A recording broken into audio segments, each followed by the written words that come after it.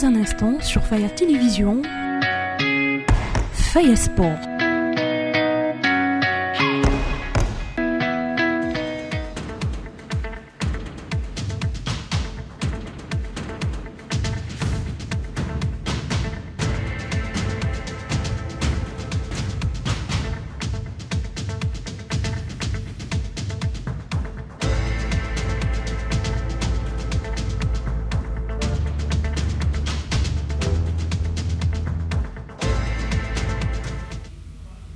Très heureux de vous savoir nombreux, branchés, hyper connectés sur la chaîne de l'excellence réelle Faya Télévision pour suivre votre édition du journal des sports. Notez tout d'abord les sommaires.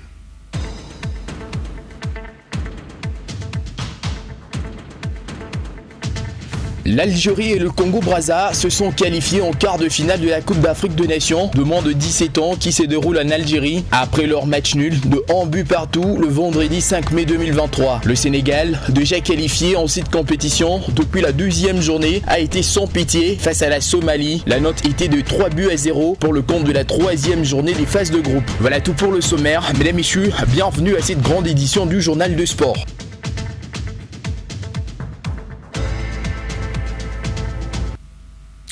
Mesdames et messieurs, bonsoir et bienvenue. Ouvrons cette édition du journal par les volleyball juste après la rencontre de Eva Bouka qui a matché l'équipe des VC Price par la note de 3-7 contre 1. Les deux entraîneurs se sont exprimés au micro de Pierrot Congo. Bon c'est un peu normal parce que l'adversaire a commencé les entraînements depuis le mois de novembre et nous on a commencé les entraînements ce mardi-ci. Donc je pense qu'on a bien réagi au troisième set parce qu'on a mené 25-15, mais à la fin avec beaucoup d'erreurs et d'imperfections, c'est pour ça qu'à la fin le Money Time j'ai perdu près de 4 services d'affilée, ce qui a un peu balancé. Parce qu'en principe on s'est ressaisi au troisième set, donc on allait faire un tie break parce que j'ai changé de position pour pouvoir réajuster un peu ce qui ne marchait pas.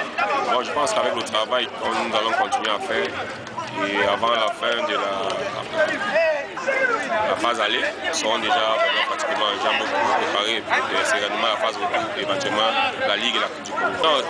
Dans la phase aller déjà, donc après cette défaite, ça va permettre de mobiliser les gars pour savoir que le travail ce n'est pas un acquis parce que ça a pu compter sur l'entraîneur, ce n'est pas l'entraîneur qui joue. Bon, maintenant, si nous commençons les entraînements, franchement, comme je l'ai dit, on a eu 3 séances d'entraînement avant de jouer ce match. Donc je pense que si nous entraînons normalement, ça va donner de bons résultats. Bon, ce n'était pour moi juste un moyen de jauger l'équipe. Nous avons commencé les entraînements très tôt et je voudrais me rassurer si le travail était bien fait pendant ces mois de travail. Nos objectifs n'ont pas changé. Ce sont ceux de relever un peu le niveau du volleyball actuel par rapport au niveau que nous avions à l'époque où nous étions plus hauts par rapport aux équipes de Kinshasa. Vous savez, les enfants grandissent et nous avons entamé le travail mental pour le moment et je pense qu'ils commencent à devenir mûrs et matures pour jouer au volleyball. Voici donc le résultat de ce samedi. VC Ecovo a battu la formation de VC Price par la note de 3-7 contre 1 en match comptant pour la première journée de l'entente urbaine de volleyball de Lubumbashi joué au complexe Omnisport Kiwele ce samedi 6 avril 2023. Les détails dans nos prochaines interventions.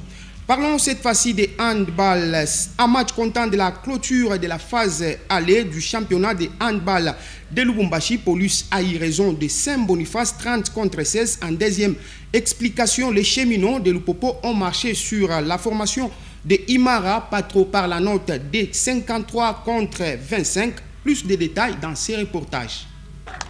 Un match comptant pour la fin de la phase à l'heure du championnat de l'entente urbaine de handball de Lubumbashi. Police est arrivé à bout de Saint-Boniface 30 contre 16. Comme lors du match face à Imara Patro, Police a entamé la rencontre avec beaucoup d'endurance, en mettant les faits dans les camps des jeunes joueurs de Saint-Boniface. Grâce à ses attaquants Chidubi, Kadogo, pendant 2 minutes seulement, Police a obtenu plus de 5-7 mètres transformés par Kazadi.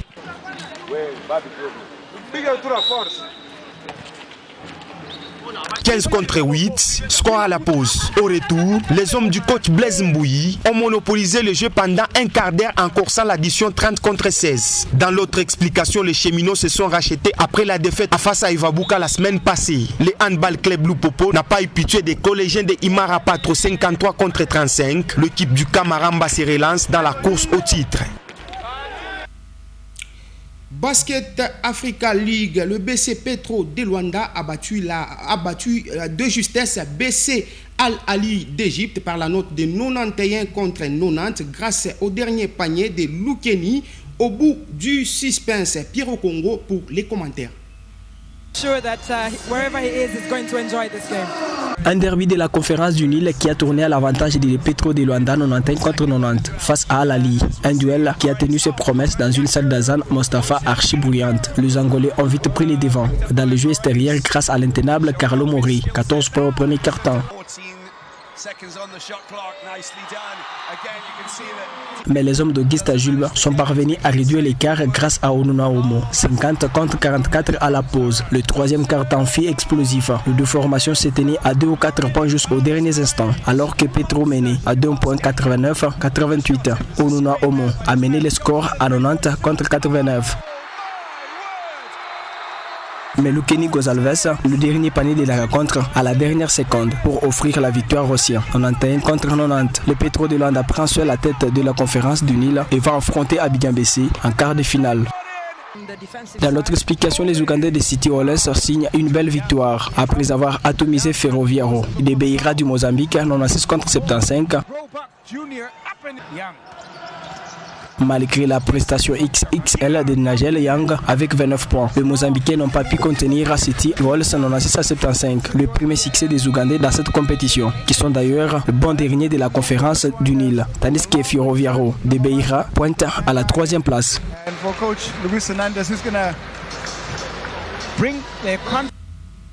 Changeons de chapitre à présent pour vous parler du roi football. CAN I-17, l'Algérie et le Congo-Brazzaville filent en quart de finale de la Coupe d'Afrique des Nations Algérie 2023 de moins de 17 ans après leur match nul d'un but partout. Dans l'autre explication, le Sénégal a marché sur la Somalie par la note de 3-0 pour les comptes de la 3e journée de la phase des groupes. Les détails dans nos prochaines interventions. Toujours CAN I-17, voici donc le rendez-vous de ce samedi. Afrique du Sud matchera la formation du Nigeria et la Zambie croisera la formation du Maroc. Parlons de la CAN 2027 après qu'un nouveau ministre des Sports sénégalais ait pris les commandes. Le mercredi dernier, le nouveau patron du sport au Sénégal annonce l'organisation de la CAN 2027 est une priorité pour le pays de Sadio Mané. D'ailleurs, le Sénégal avait organisé dans les années 90. Les détails dans ces commentaires qui portent la signature de Chris Kaumba. Monsieur le ministre, monsieur le président coach, el tactico, comme le dit le chef de l'État, Excellence monsieur l'ambassadeur, monsieur les membres de l'encadrement technique. Nous allons étudier en étroite collaboration avec la Fédération sénégalaise de football le cahier des charges de l'organisation de la CAN 2027. Et si les conditions sont réunies, je soumettrai la proposition des candidatures du Sénégal. D'ailleurs, celle-ci est déjà validée par le président de la République. Nous avons pris les dispositions diplomatiques pour que la candidature du Sénégal soit déposée dans les meilleurs délais, a assuré le ministre des Sports sénégalais lors de la passation de pouvoir ou encore une cérémonie de remise et reprise avec le ministre sortant. En effet, après Sénégal 92, le moment est venu au regard des résultats exceptionnels du football sénégalais ces derniers temps d'organiser une seconde fois une Coupe d'Afrique à 2 nations dans notre pays et d'améliorer encore sensiblement les niveaux de nos infrastructures et de nos équipements sportifs. Le Sénégal arrivera-t-il en tant que tenant du titre à la CAN 2027? Le président de la République Macky Sall le souhaite. Le chef d'État réclame de nombreux succès à Aliou Cissé et ses hommes dans les prochaines années, à en croire Jason Filonkembo. L'Algérie et le Congo-Brazza filent en quart de finale de la Coupe d'Afrique des Nations Algérie 2023 de moins de 17 ans après leur match nul d'un but partout. Et dans l'autre explication, le Sénégal a marché sur la Somalie par la note de 3-0 pour les comptes de la 3e journée de la phase des groupes. Jonathan Cambol pour les commentaires. L'Algérie se qualifie en quart de finale de la Coupe d'Afrique de Nations de moins de 17 ans qu'elle organise après ce match nul contre le Congo-Brazza de 1 but partout le vendredi 5 mai 2023. Après son humiliation face au Sénégal la journée précédente de 3 buts à 0, le petit Fennec s'est senti dominé en première période, mais les Congolais empêchés dans la finition avec une première mi-temps stérile en but. Au retour de vestiaire, les Algériens vont tenter de se réveiller, mais c'est les Congolais qui réussiront à ouvrir le score par Ndouzoukou à la 66e minute. Quelques minutes plus tard, soit à la 74e, en Atouf, Baouli égalise. Un partout, le score ne changera finalement pas jusqu'au coup de sifflet final. Avec ce nul, les deux équipes filent en quart de finale où l'Algérie affrontera le Maroc dans un derby maghrébin. Dans la deuxième explication, assuré déterminé à la tête du pool A, le Sénégal a été sans pitié contre la Somalie. 3 buts à 0 étaient les scores. Dominateurs dans tout le compartiment du jeu, les Lionceaux ont rapidement montré leur force. Dès la 8e minute, le Sénégal ouvre le score par un but contre son camp de Abdelkadir Ali. Troisième corner frappé par Amara Diouf encore. Oh, l'ouverture du score et cette bévue. Il a relâché le ballon. Monopolisant le ballon avec beaucoup de maîtrise technique, les hommes des Sergino Salioudia mettent au supplice la défense somalienne. Après plusieurs occasions ratées, Amara Diouf, sur une action individuelle, inscrit le deuxième but à la 33e. Amara Diouf qui travaille, Amara Diouf toujours, il est tout seul, Amara Diouf. Oh, quel but magnifique! En seconde période, le Lionceau vont rater une mariette d'occasion de but. Il a fallu attendre la 88e pour voir Yaya Diémé marquer sur penalty. Diémé qui n'a toujours pas marqué un but dans cette compétition. Diémé qui marque. 3 buts à 0, score final. Le Sénégal peut préparer tranquillement le quart de finale. La CAF a procédé le vendredi 5 mai au tirage au sort de la phase des groupes de la CAN I-23 prévue du 24 juin au 8 juillet 2023 qui se jouera au Maroc. Le pays hôte évoluera dans les groupes A aux côtés du Ghana, du Congo-Brazzaville et de la Guinée. Place à présent à la revue de presse avec nos confrères de Foot Mercato.